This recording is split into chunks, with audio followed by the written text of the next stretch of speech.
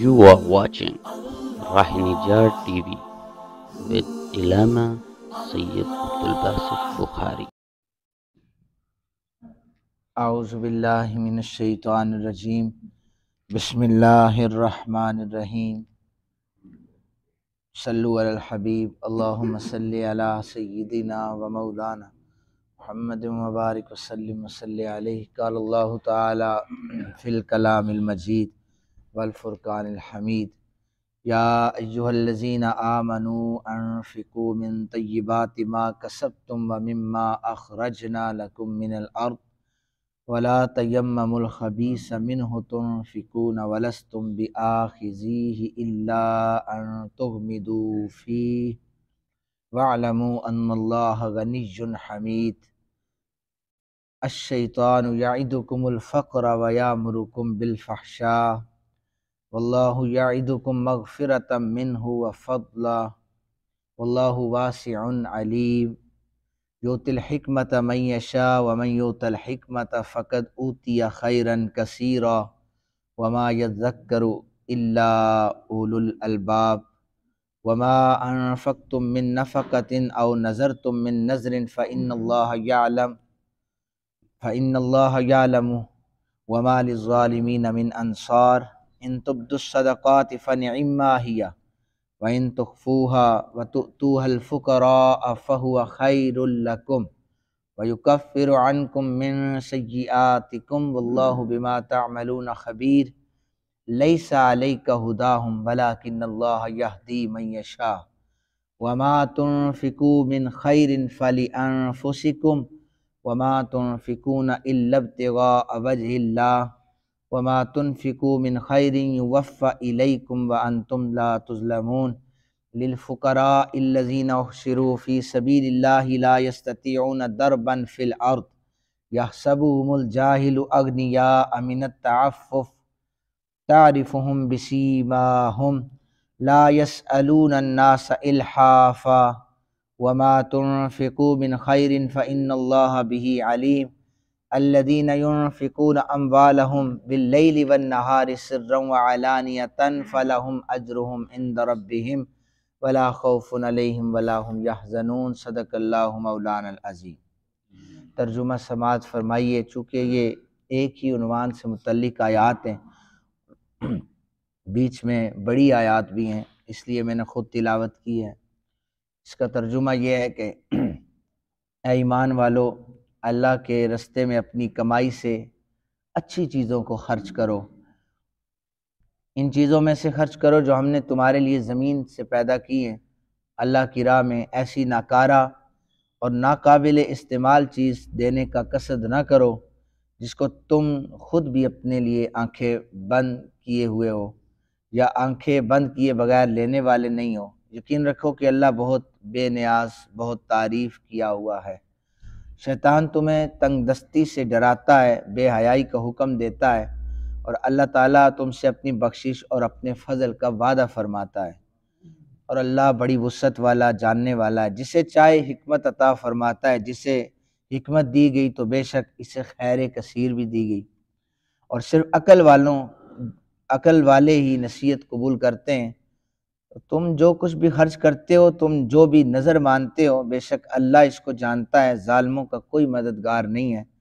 تم اعلانیہ صدقات دو تو وہ بھی کیا ہی خوب ہیں، اگر تم ان کو چھپا کر دو تو وہ تمہارے لیے زیادہ بہتر ہے، اور یہ صدقہ کرنا تمہارے کچھ گناہوں کو مٹا دیتا ہے۔ تمہارے سب کاموں سے اللہ خبر رکھنے والا ہے۔ اے رسول کریم، انہیں ہدایت یافتہ کرنا آپ کے ذمہ نہیں ہے، لیکن اللہ جسے چاہتا ہے اسے ہدایت یافتہ بنا دیتا ہے۔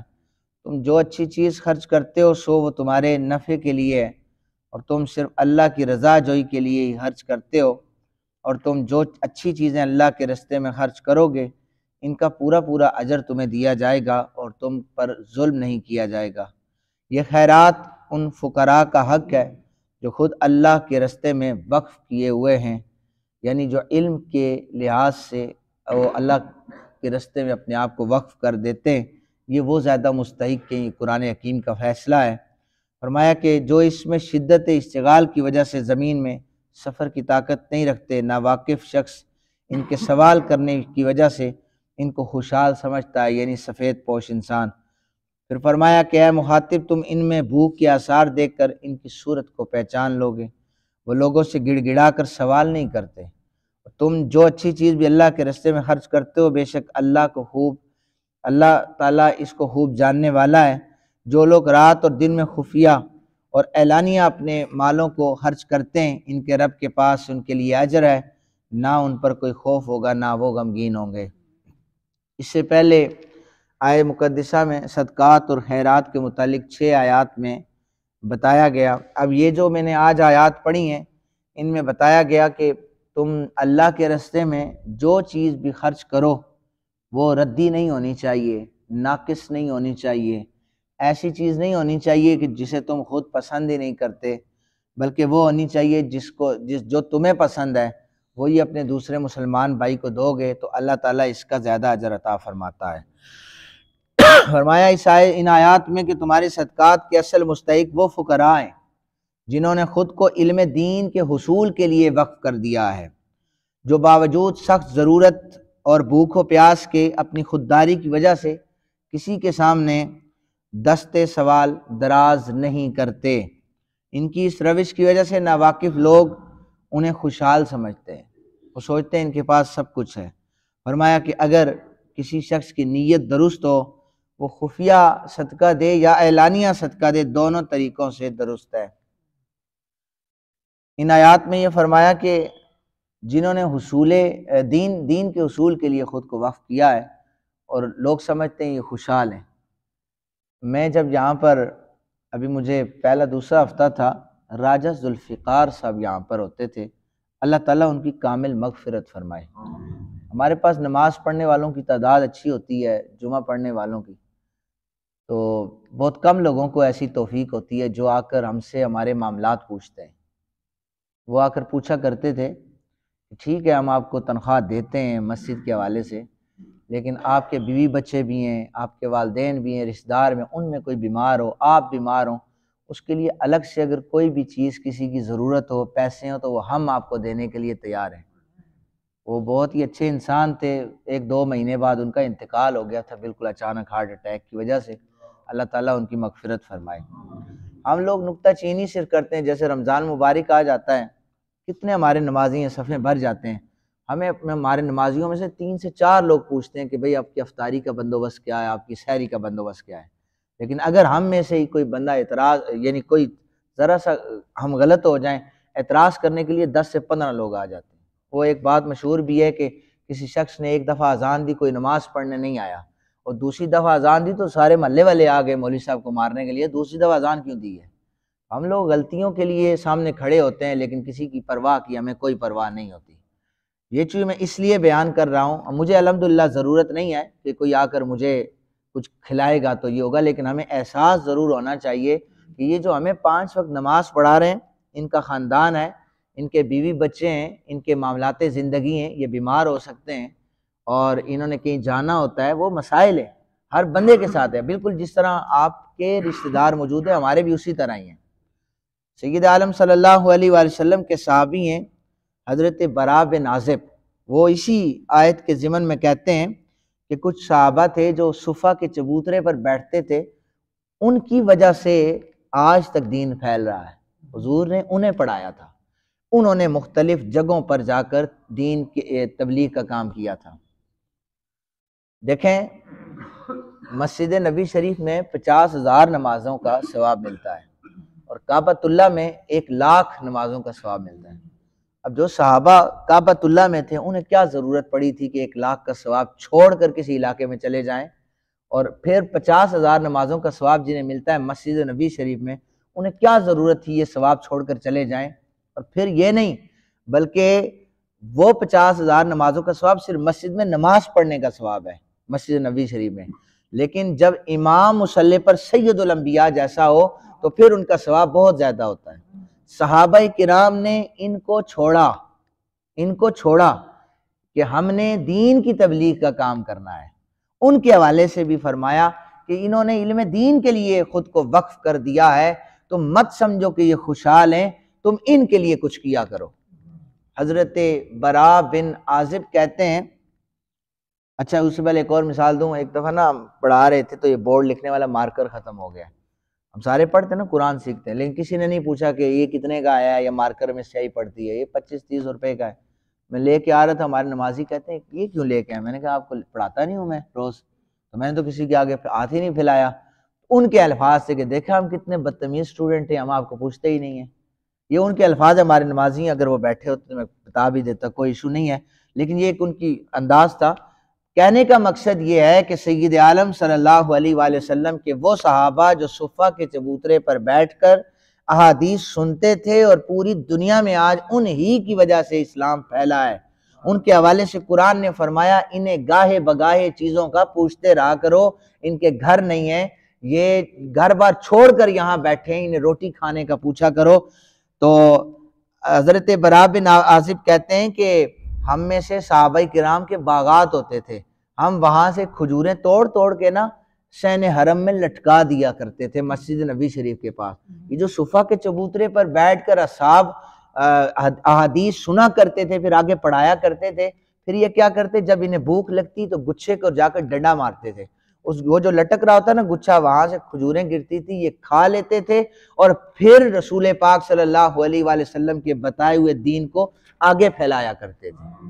حضرت ابو ہریرہ باقاعدہ طور پر سید عالم صلی اللہ علیہ وآلہ وسلم سے جب بھی حدیث سنتے تھے تو یہ کھیتوں میں چلے جاتے کہ آج ہمارے کچھ بھائی صحابہ جو مسجد میں نہیں تشریف لا سکے, میں یہ حدیث ان تک پہنچاؤں.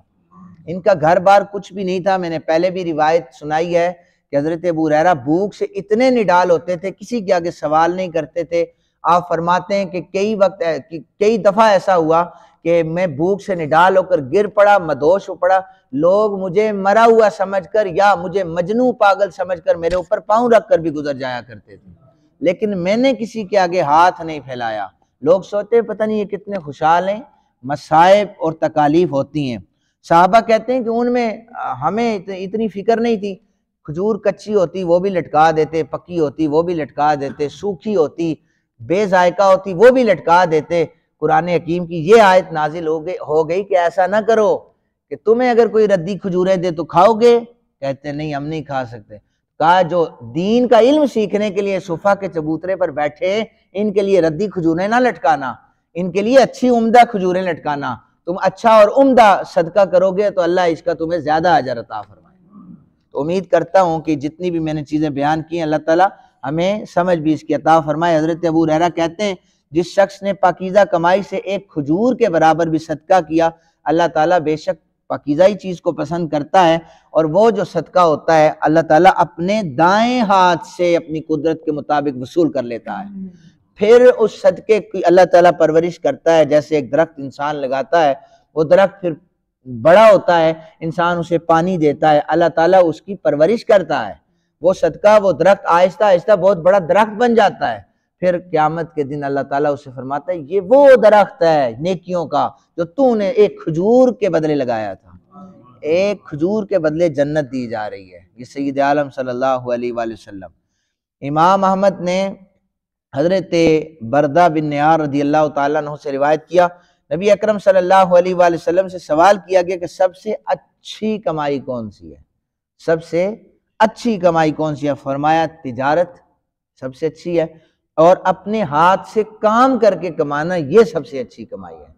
کوئی انسان بیٹھا رہے, اکثر دیکھا یہاں پر مانگنے کے لیے بھی لوگ آتے ہیں, وہ اچھے خاصے تگڑے ہوتے ہیں, کام بھی کر سکتے ہیں, لیکن انہیں مانگنے کی عادت پڑ جاتی ہے. تو ان چیزوں سے بھی ہمیں بچنا چاہیے, اور جتنا ہو سکے ہم اپنے ہاتھ سے کام کریں تاکہ اللہ تعالیٰ ہماری کمائی میں برکت عطا فرمائے. اور اکثر انسان جو ہیں انہیں پتہ ہوتا ہے کہ ہم جو کما رہے ہیں یہ حرام کی کمائی ہے, وہ بھی صدقہ و خیرات بہت زیادہ کرتے ہیں. آپ نے دیکھا ہوگا بڑی بڑی محافل ہوتی ہیں تو ہم ان کی کمائی کو حرام تو میں نہیں کہہ رہا, لیکن دیکھا ہوگا کہ کچھ لوگ اس طرح پیسہ لٹا رہے ہوتے ہیں ڈھول باجوں پر, شادیوں پر, بندہ حیران ہوتا ہے کہ اس مہنگائی کے دور میں یہ پیسہ ان کے پاس کہاں سے آیا. تو اس کے بعد لوگ اسی طرح جہاں پر ایک بندہ 10 روپے دینے کی حیثیت نہیں رکھتا, وہاں پر اگلا وہ 10 لاکھ روپیہ دے دیتا ہے آرام سے. اس میں اگر ریاکاری پائی جائے گی کہ کوئی یہ کہے کہ میں نے بہت زیادہ تعاون کیا ہے, تو یہ صدقہ بھی اللہ اپنی بارگاہ میں قبول نہیں کرتا. حرام کی کمائی سے بھی دیا جانے والا صدقہ اللہ تعالیٰ اپنی بارگاہ میں قبول نہیں کرتا، اور حرام کی کمائی سے صدقہ کرنے والا ایسے ہے جیسے ایک ناپاک کپڑے کو پیشاب سے دھو لیا جائے، وہ تو پاک ہی نہیں ہوگا۔ اس لیے حرام کی کمائی جو ہے اس سے انسان صدقہ دے تو یہ صدقہ اللہ اپنی بارگاہ میں قبول نہیں کرتا۔